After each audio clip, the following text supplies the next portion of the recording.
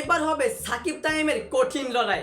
কেননা সাকিব আল হাসান শুধু এখন একজন ব্যাটার, এখন লড়াইটা হবে সাকিবও ব্যাটার তামিমও ব্যাটার, কেউ কাউকে উইকেট করবে না, কেউ কাকে উইকেট করতে পারবে না। এখন তাদের লড়াইটা আরো সুন্দরভাবে হবে। দর্শক, আমরা সকলেই জানি সাকিব আল হাসান তামিম ইকবালের দ্বন্দ্বের কথা, সূত্রতার কথা। এই দুইজন ক্রিকেটার যখন তাদের সম্পর্ক ছিল খুব গভীর, তারা বন্ধুদের ঘনিষ্ঠ সম্পর্ক দিয়ে বাংলাদেশ ক্রিকেটটাকে অনেক দূর পর্যন্ত এগিয়ে নিয়ে গিয়েছিল, বাংলাদেশ ক্রিকেটটাকে অনেক কিছু দিয়েছে। হঠাৎই যখন তাদের মাঝে শত্রুতা, হিংসা, বিভেদ, দ্বন্দ্ব শুরু হয়, তখনই বাংলাদেশ ক্রিকেটটা অনেক দূর পর্যন্ত অনেক নিচে নেমে যায়। এই তো সাকিব আল হাসান বলে তামিম খেললে আমি খেলবো না, তামিম বলে সাকিব খেললে আমি খেলবো না। গত বিপিএলে রংপুর বনাম বরিশাল ম্যাচে যখন তামিম ইকবাল আউট হয়েছে, তখন সাকিব আল হাসান এরকম ভাবে একটা বেঞ্চি দিয়ে সেলিব্রেশন করছিল। আর যখন সাকিব আল হাসান সেই ম্যাচে আউট হয়েছে, তখন তামিম ইকবাল ঠিক সেমটাই করলো, এভাবে একটা সেলিব্রেশন দিয়ে।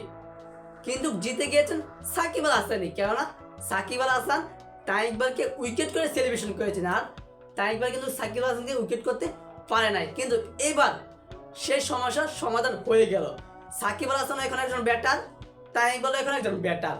সাকিব আল হাসান তিনি ইংল্যান্ডের কাউন্টি লিগে একটি সার্ভে ম্যাচ খেলেছেন, যে ম্যাচে তার বোলিংকে অবৈধ বলে ঘোষণা করা হয়েছে এবং সে পরীক্ষা দিয়েছে, পরীক্ষাতে ফেল করেছে, যে কারণে তাকে ইংল্যান্ড ক্রিকেট বোর্ড সকল তার প্রিমিয়ার লিগ তাদের দেশে খেলা তাকে নিষিদ্ধ করা হয়েছে এবং আইসিসি নিয়ম অনুযায়ী সে জাতীয় দল হয়ে এবং কি যে কোনো ক্রিকেট লিগে আর বোলিং করতে পারবে না, শুধু ব্যাটিং করতে পারবে। এই তো সাকিব আল হাসান বর্তমানে লঙ্কান টি10 লিগে কাল মার্ভেলসের হয়ে খেলেছেন শুধু ব্যাটিং দেখিয়ে, এবং তামিম ইকবাল বর্তমানে বাংলাদেশের এনসিএল লিগে শুধু তিনি চট্টগ্রামের হয়ে সেও ব্যাটিং করছেন। সাকিব আল হাসান দুর্দান্ত ব্যাটিং করছে এবং তামিম ইকবালও দুর্দান্ত ব্যাটিং করছে। এতদিন যাবত সাকিব আল হাসান শুধু উইকেট করে দেয়, উইকেট পায়, কিন্তু এখন আর উইকেট পাবে না, সে নিষিদ্ধ হয়ে গেছে।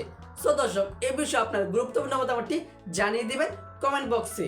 ধন্যবাদ।